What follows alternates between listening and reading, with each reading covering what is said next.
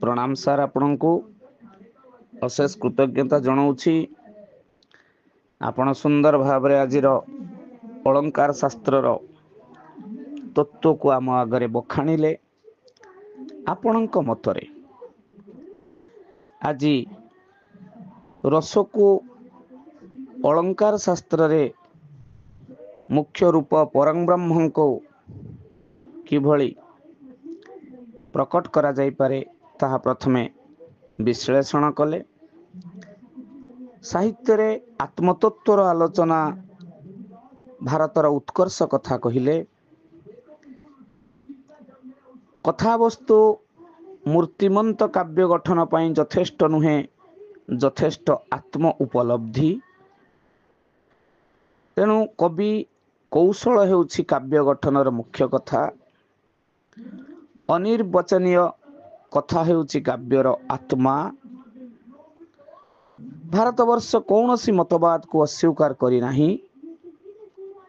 चमत्कृति चित्त विस्तृति को जन्म देछि। एक देशदर्शी नुहे, समन्वयवादी हेबा बड़ कथा जने कवि। उक्ति वैचित्र्य अलंकार मूल कथा।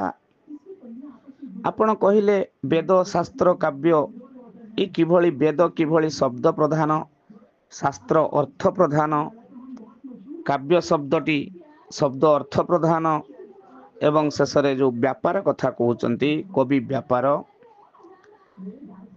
तेणु कलात्मक औचित्य शब्द व अर्थ मुख्य कथाटी को आपण उल्लेख कले। कवि वचन कांता कथन, कवि व्यापार अलंकार भूषण। काव्य एक चमत्कार आउ गुणहीन काव्य रे माधुर्य नहीं। भाव काव्यर आत्मा। काव्य कल्पनार वैशिष्ट्य अपेक्षा आत्म उपलब्धि अधिक ग्रहणीय ताहा बखाणिले। वास्तव रे आमे जानू अलंकार व्युत्पत्तिगत अर्थ को यदि लक्ष्य करा जाए, काव्य सभाकारान धर्मालंकारान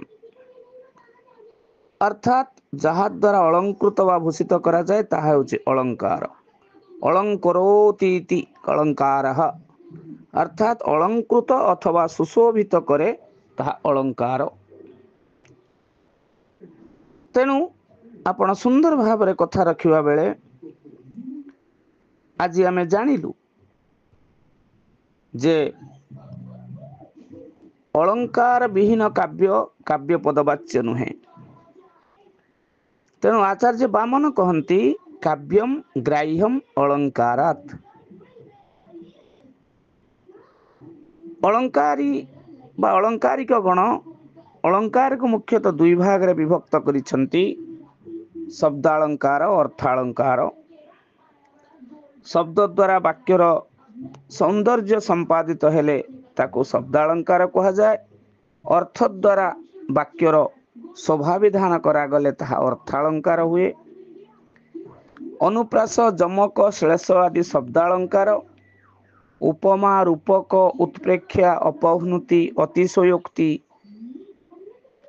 काव्यलिंग अर्थांतरन्यास व्यतिरेक विभावना दृष्टांत व्याजस्तुति भ्रांतिमान संदेहालंकार प्रति वस्तुपमा निदर्शना अपस्तुति प्रशंसा ये सब अर्थालंकार श्रेणीभुक्त।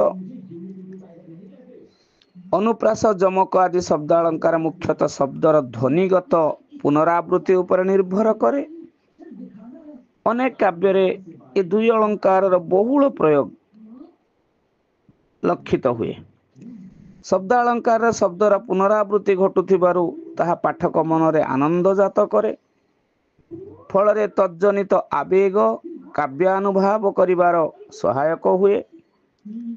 तेणु उपमा रूपक दृष्टांत विभावना आदि अर्थालंकार धर्म हेउछि अर्थर शोभा विधान करिबा।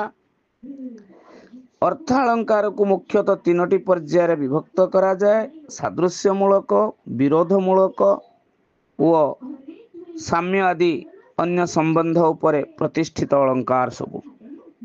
अलंकार विन्यासर ललित रूपरागरे साहित्य हुए विभूषित। वस्तुतः अलंकार जुक्ता होई काव्यलक्ष्मी जनमानस हरण करिबारे समर्थ होइथांती। अति चमत्कार भावरे आजिर कथावस्तु को आपण उल्लेख करिसेंती। तेणु आपणको कृतज्ञता पूर्वक प्रणाम ज्ञापन करुछि। आजिर आलोचक पूज्य प्रोफेसर कान्हूचरण पाढ़ी अनुगुल स्वयं शासित महाविद्यालय अध्यक्ष तांको आमे प्रणाम ज्ञापन करुछु। परिवार तरफ अशेष अशेष कृतज्ञता जनाउछु।